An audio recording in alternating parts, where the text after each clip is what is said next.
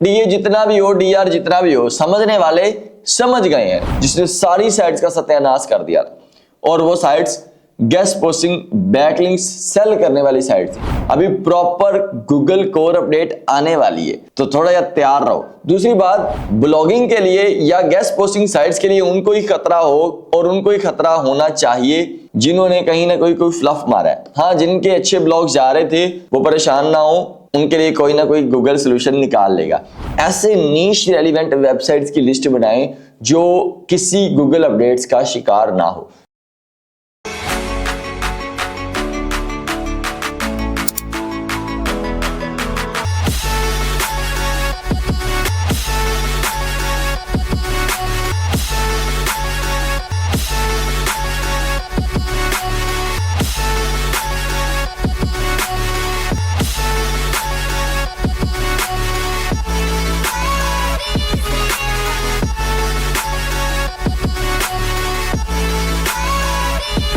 Guest posting कब खत्म होगी? और अभी आपको पता है जैसा कि गूगल अपडेट्स आई है, और बहुत से लोगों को, बहुत से ब्लॉगर्स को ये टेंशन लगी हुई है कि यार ये ब्लॉगिंग का क्या बनेगा। यहां पर अगर हम बात करें कि गेस्ट पोस्टिंग या ब्लॉगिंग ये खत्म हो जाएगी, तो यहां ऐसा कोई सीन नहीं होने वाला। अभी मैं आपके सामने यहाँ लैपटॉप पर एक कीवर्ड सर्च करता हूँ, फैशन गेस्ट पोस्ट।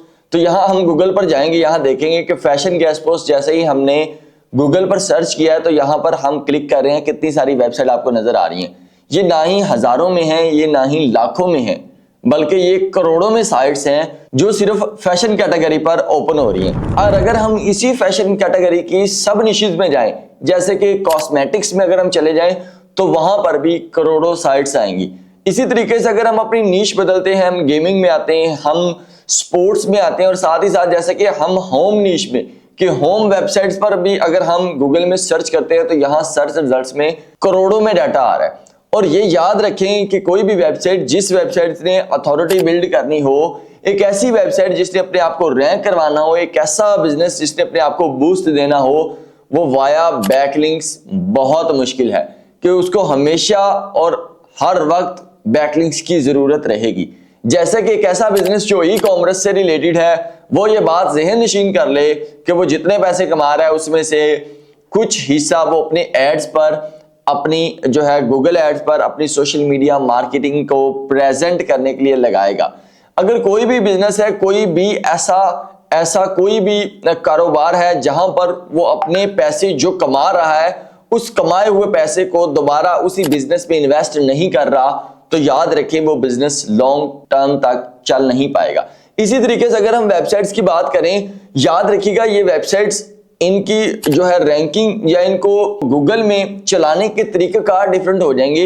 याद रहे ना ब्लॉगिंग खत्म होगी, और याद रहे ना ही बैकलिंक्स खत्म होगी।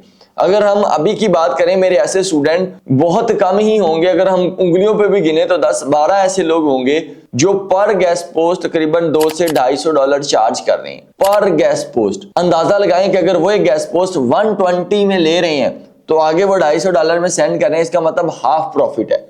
और अगर आप आज भी क्वालिटी गेस्ट पोस्ट पर, अगर आप आज भी उन चीजों पर काम कर रहे हैं जिन पर जो है अपडेट लगने का, वो ब्लॉग्स को आप पकड़कर सेल कर रहे हैं जो एजिड्स ब्लॉग हैं, मतलब जिनकी एज बहुत ज्यादा है, जो ऑलरेडी गूगल में 2016, 17, 18, 19, 20 से चल रहे हैं, उनको आज के इस दौर में खतरा नहीं है कि वो डी रैंक हो जाएंगे। और वो चीज जो आप कर रहे हैं, और दूसरे क्लाइंट्स को भी ये रिकमेंड करें कि यार तू जेडा भी लिंक्स लेना है और नीश रेलिवेंट्स बैकलिंक्स ले।